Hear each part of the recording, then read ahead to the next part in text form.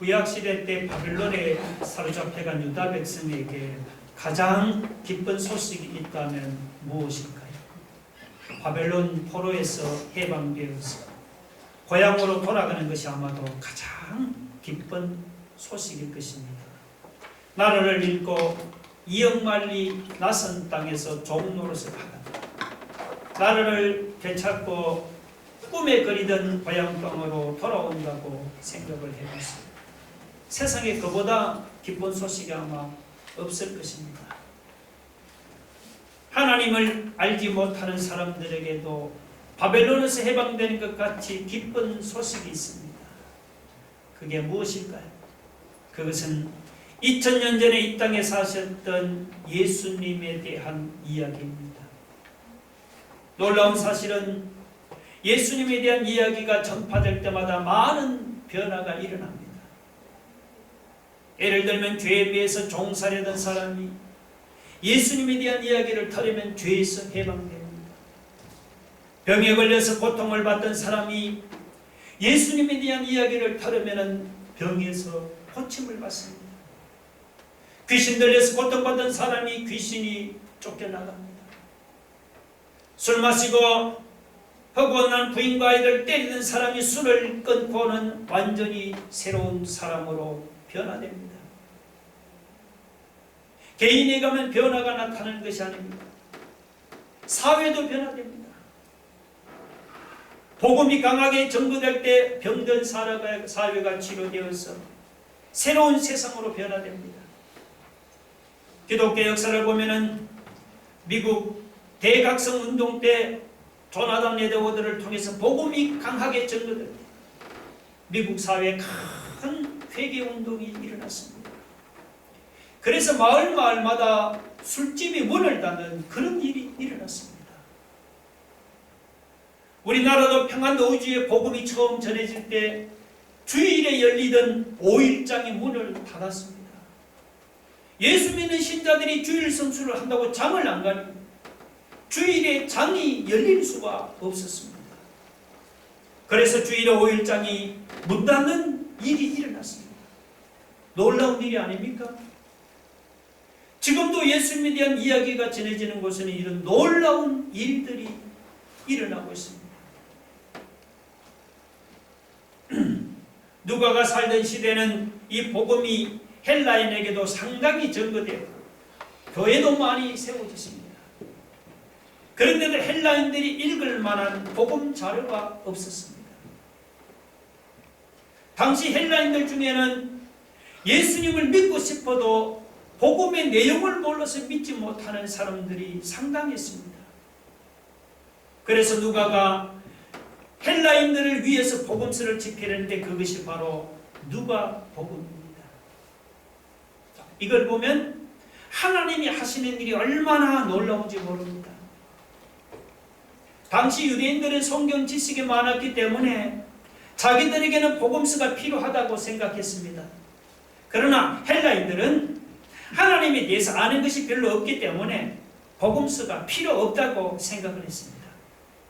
헬라인들은 성경을 잘 모르니 그냥 대충대충 믿어도 되는 줄로 그렇게 생각한 것입니다.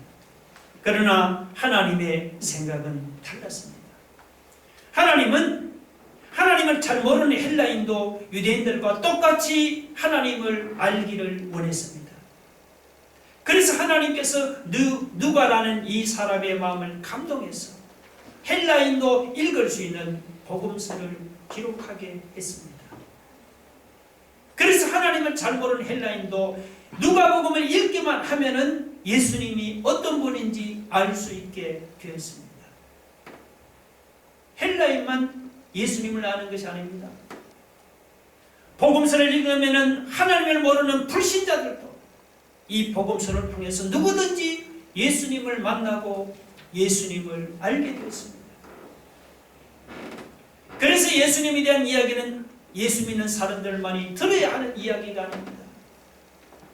예수님에 대한 이야기는 예수님을 모르는 이 세상 사람들도 읽고 들어야 하는 이야기입니다.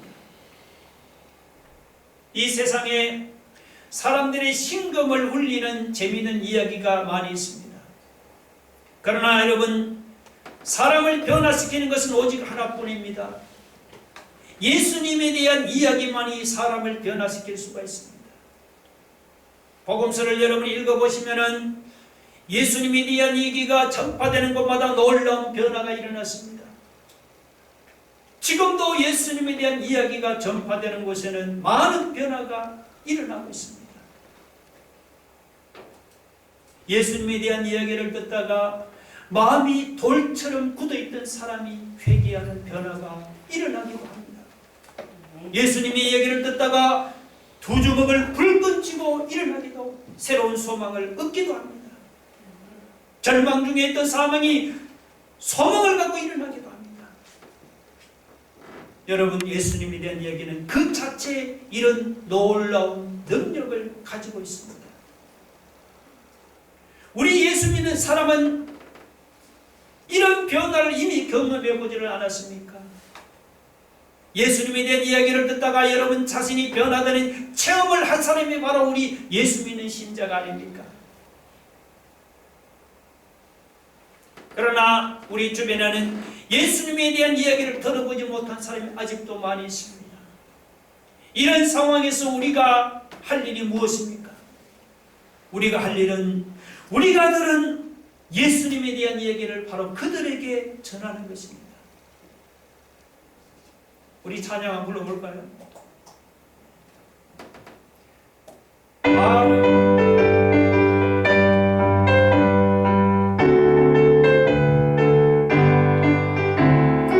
아름다운 이야기가 있네, 우세주의 사랑 이야기,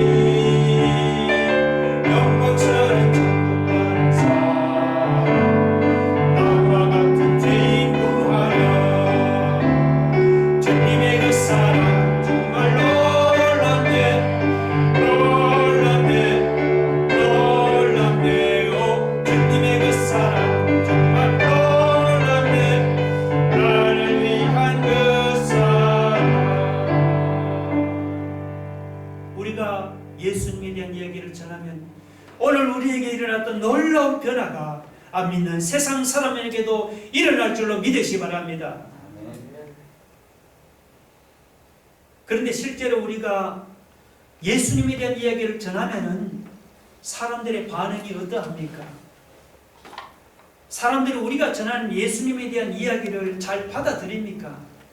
물론 드물게는, 정말 드물게는 잘 받아들이는 그런 경우도 있습니다. 그러나 대부분은 잘 받아들이지는 않습니다. 솔직히 제가 지금까지 30년이 넘도록 목회를 하면서 경험한 사실이 바로 그것입니다. 제가 20년 전 안산에 처음 교회를 세고 만나는 사람들에게 예수님에 대한 이야기를 전했습니다. 예수님의 탄생 이야기도 전했습니다. 예수님이 병자를 고치고 귀신을 쫓아내고 죽은 자를 살린 이야기도 전했습니다. 예수님이 십자가에 죽으시고 3일 만에 살아난 사건도 전했습니다. 예수님이 성천에서 성령을 보내주신 오순절 성령 강림 사건도 전했습니다. 여러분 들어보면 그 하나하나가 전부 다 놀랄 만한 일이 아닙니까? 그런데 이런 놀라운 이야기를 전해도 사람들이 놀라는 기색을 전혀 안 보였습니다. 예수님이 처녀 마리아의 몸에서 남자 없이 성령으로 태어났다고 하면은 뭐라고 하는 줄 압니까? 그거 신화라고 합니다. 신화. 우리나라 당군 신화도 곰이 여자로 변해서 당군 왕검을 낳았는데 처녀가 아이를 낳는 신화가 없겠느냐는 것입니다.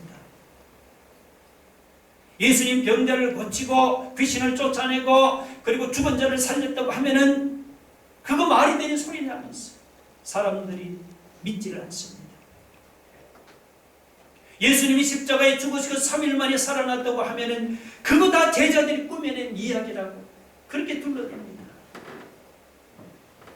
예수님이 그냥 세계 4대 성인 중에 한 사람이라든지 예수님이 이스라엘의 독립운동가라는 것은 믿어도 예수님이 하나님이라고 하면은 사람들이 믿지를 않습니다. 오늘 혹시 우리 중에도 예수님을 그렇게 믿는 사람이 없습니까? 솔직히 교회는 다니지만 예수님의 동정의 탄생이나 혹은 부활이나 성천을 안 믿는 사람이 없습니까? 에이, 처녀가 어떻게 아이를 낳을 수 있어요? 아니, 죽은 사람이 어떻게 살아날 수 있어요? 사람이 어떻게 하늘로 올라갈 수 있어요? 그거 말이 안 되는 소리야. 혹시 여러분 중에 이렇게 생각하는 사람이 없습니까? 예수 믿는 사람들 중에도 그런 사람이 있다는 것을 누가도 잘 알고 있었습니다. 그래서 누가는 먼저 그의 복음서를 시작하면서 1절에서 우리 중에 이루어진 사실이라고 그냥 못을 박아놓고 그렇게 자신의 복음서를 시작했습니다. 그 말은 무슨 의미입니까? 누가가 예수님에 대해서 이야기를 기록해놓은 그 복음서가 꾸며낸 이야기가 혹은 아니고 그것은 우리 중에 이루어진 분명한 사실이라는 그런 말입니다. 예수님의 말씀이나 교훈만이 사실이 아닙니다. 예수님이 처녀 몸에서 탄생한 것도 명백한 사실입니다. 예수님이 병자를 고치고 귀신을 쫓아내시고 죽은 자를 살린 것도 사실입니다. 예수님이 죽은 지 사흘 만에 살아난 것도 사실입니다. 예수님이 행한 모든 것들과 모든 행적이 다 그것은 우리 중에 이루어진 분명한 사실이에요. 꾸며낸 이야기가 여러분 결코 아닙니다. 그래도 당시에 예수님이 행적이나 교훈을 기록한 사람이 누가 한 사람뿐이었습니까? 만약에 누가 한 사람뿐이라면 우리는 누가가 기록해 놓은 복음서를 신임할 수가 없습니다. 왜냐하면 누가가 실수하거나 혹은 착각해서 예수님에 대해서 잘못 기록할 수도 있기 때문이죠. 그런데 당시 예수님의 행적이나 교훈은 누가 한 사람만 기록한 것이 아닙니다. 오늘 본문에 보시면은 우리 중에 이루어진 사실에 대하여 처음부터 목격자와 말씀에 일꾼된 자들이 전하여준 그대로 내력을 저술하려고 붙들던 사람이 뭐라고 했어요? 누가 한 사람뿐만 아니고 많은지라. 네, 우리 중에 이루어진 그 예수의 사실에 대해서 내력을 저술하려고 붙들던 사람이 그 당시에만 해도 누가 말고도 많은 사람이 있었단 말이죠. 그렇게 많은 사람들이 여러분 기록해놓은 거 그 전부 다 잘못됐다고 말할 수 있습니까? 그럴 수는 없지요. 물론 우리 머리로는 예수님의 통전력 탄생이라든지 부활이라든지 성천이 납득이 안 되죠. 그리고 예수님이 물고기 2마리와 보리떡 5개로 5,000명을 배부르게 먹인 사건, 우리 머리로는 도무지 이해가 안 되잖아요. 예수님이 바다 위를 걸어가시고 사람 풍랑과 바람을 말씀 한마디로 잔잔하게 하신 것이 우리 머리는 도무지 납득이 안 됩니다. 그러나 내 머리로 여러분 납득이 안 된다고 부인하지 마세요. 내가 납득할 수 없다고 여러분 꾸며낸 이야기가 아닙니다. 허구나 신화는 더더욱 아니에요.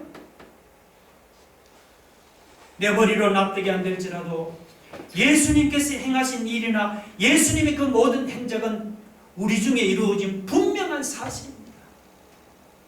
그것도 누가 한 사람만 기록해 놓은 게 아니지요. 예수님에 대한 이야기는 누가 말고도 수많은 목격자들이 기록해 놓은 움직일 수 없는 명백한 사실입니다. 허구나 신화가 결코 아니에요. 여러분이 이 누가복음을 읽기 전에 먼저 이것부터 여러분이 인정할 수 있기를 바랍니다.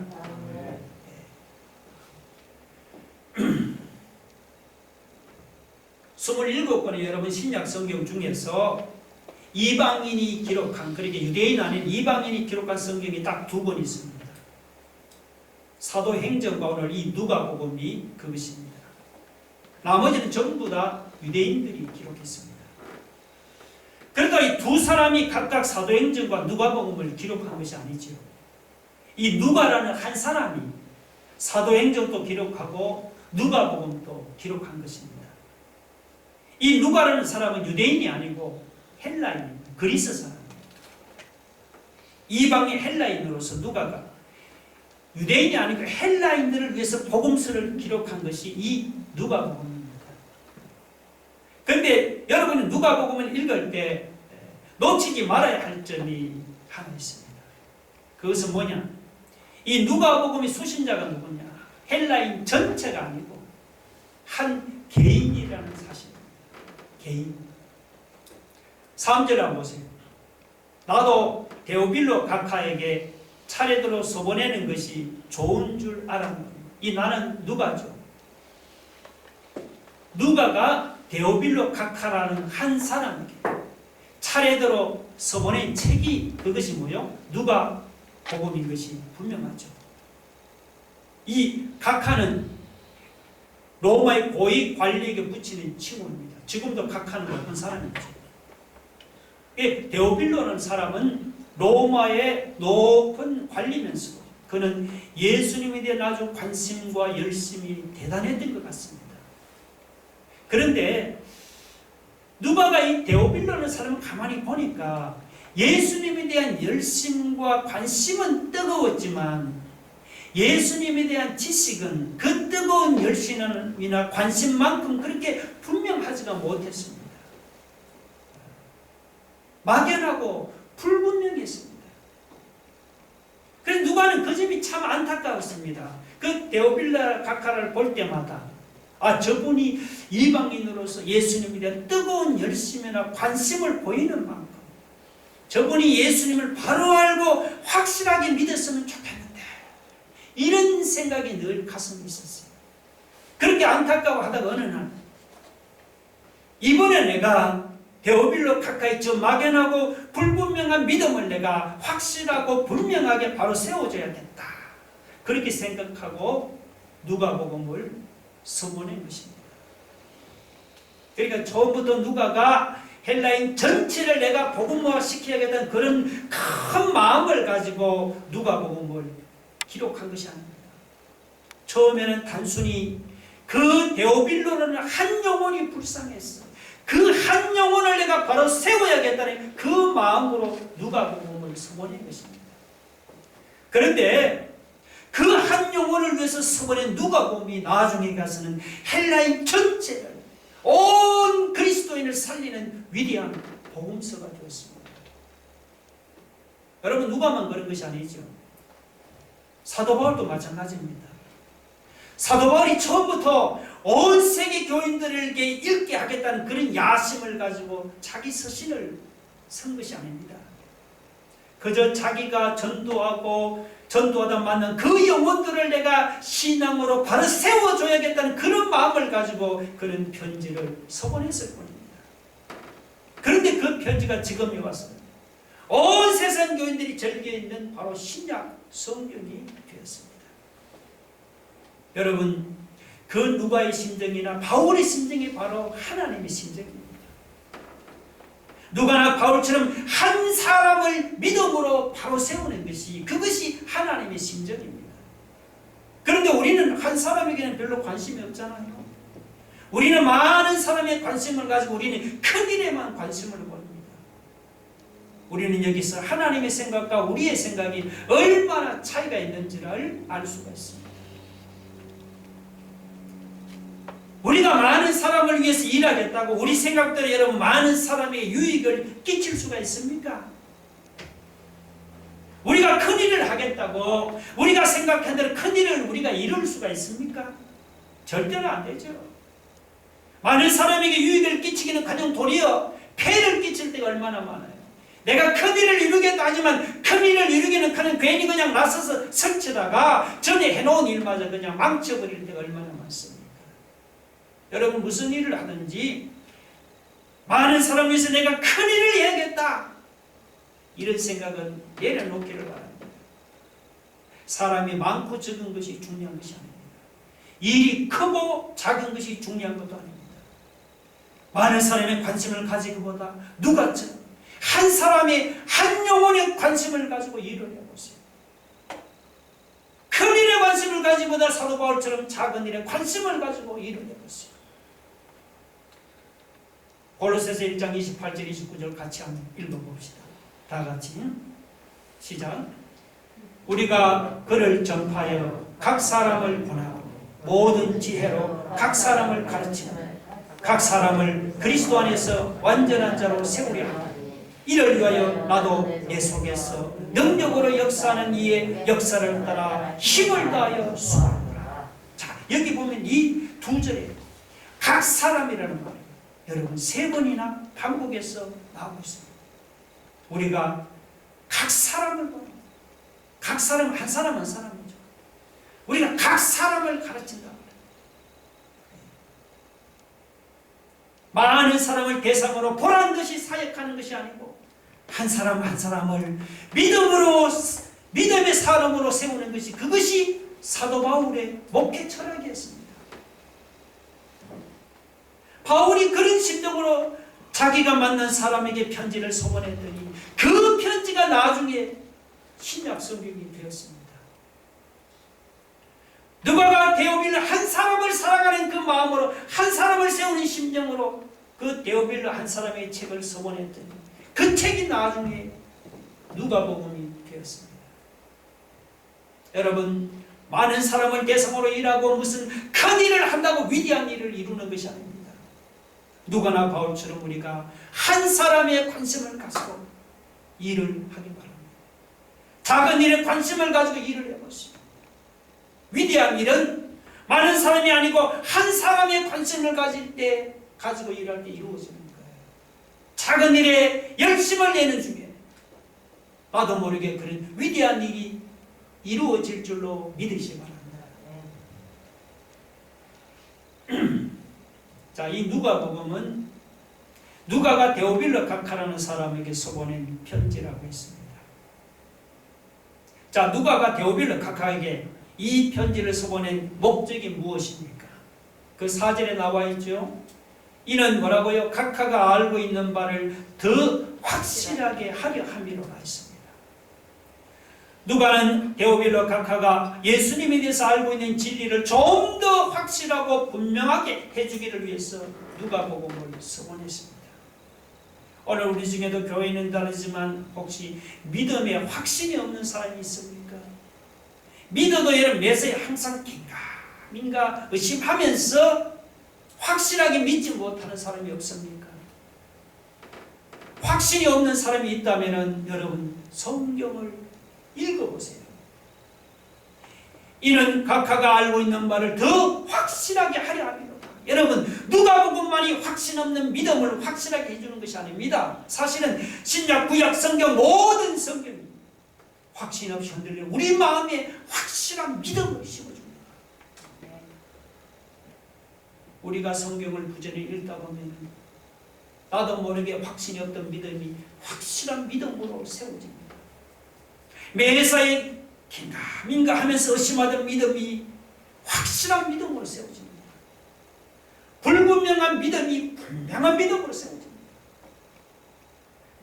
성경을 읽으면서 흔들리는 믿음이 견고해지고 성경을 읽으면서 불분명하고 희미했던 믿음이 분명하고 확실한 믿음으로 세워지는 것입니다. 여러분, 성경은 우리 마음에 이런 확신만 심어주는 것이 아닙니다. 그 외에도 성경은 우리에게 셀 수 없이 많은 유익을 가져다 줍니다. 그 중에서 가장 큰 유익을 말하라면 무엇일까요? 저는 무엇보다 가장 큰 유익은 바로 우리의 영혼을 거듭나게 하는 것입니다. 거듭나게.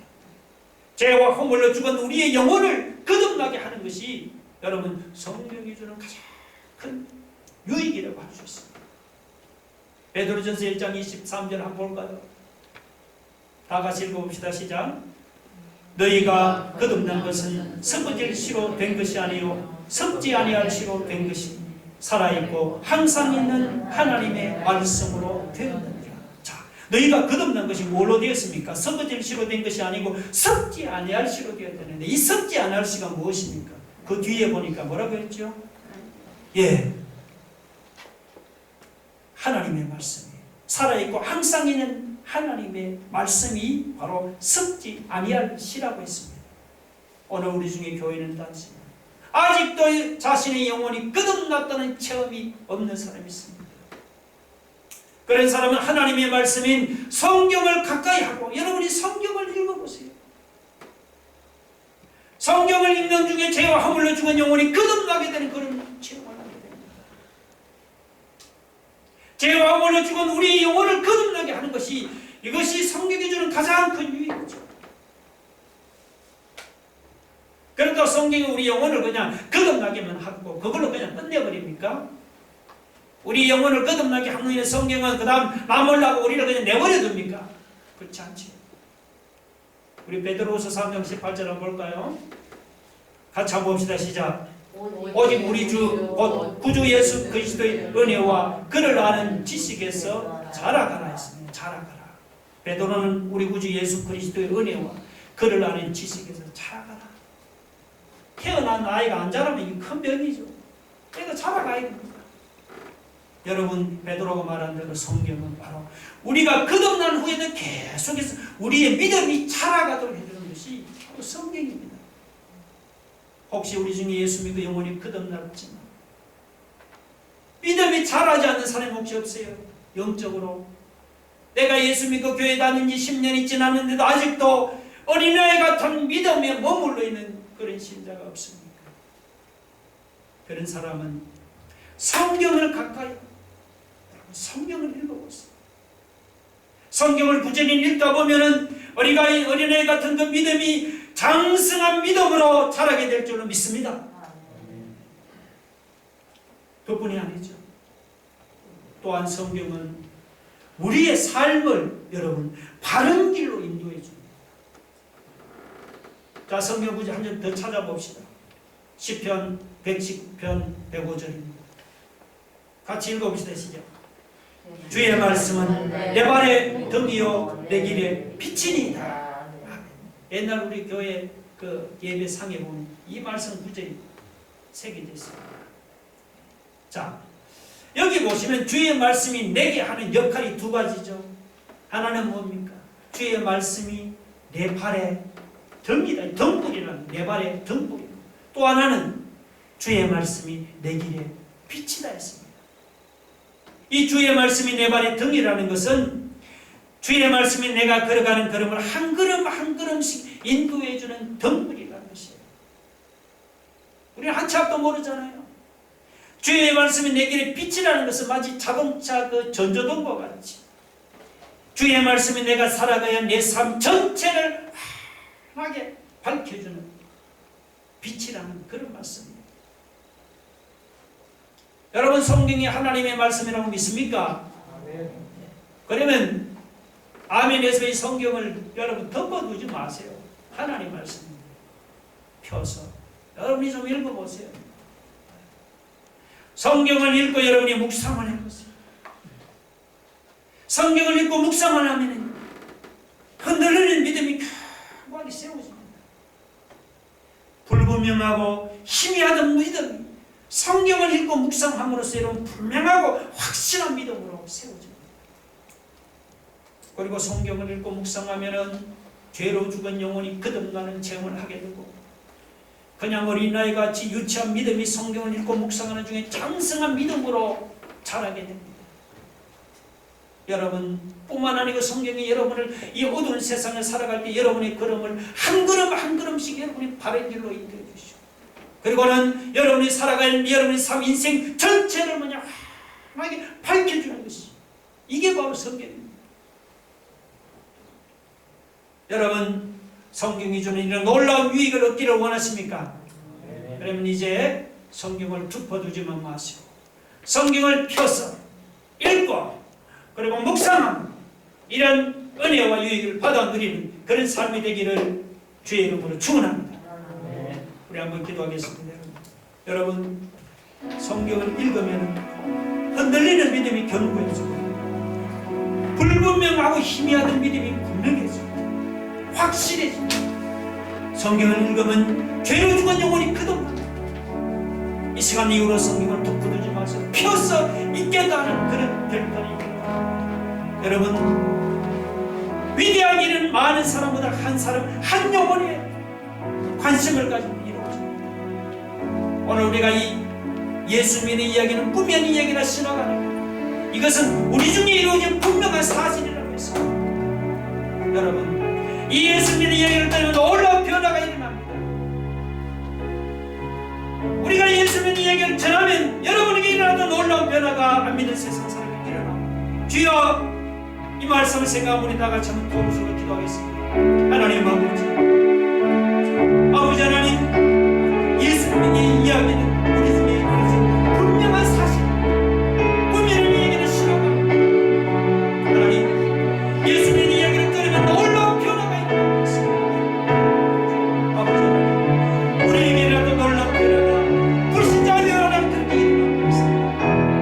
이 놀라운 예수 그리스도의 이 복된 이야기를 입을 열어 전하는 오늘 우리의 성도들 주시옵소서.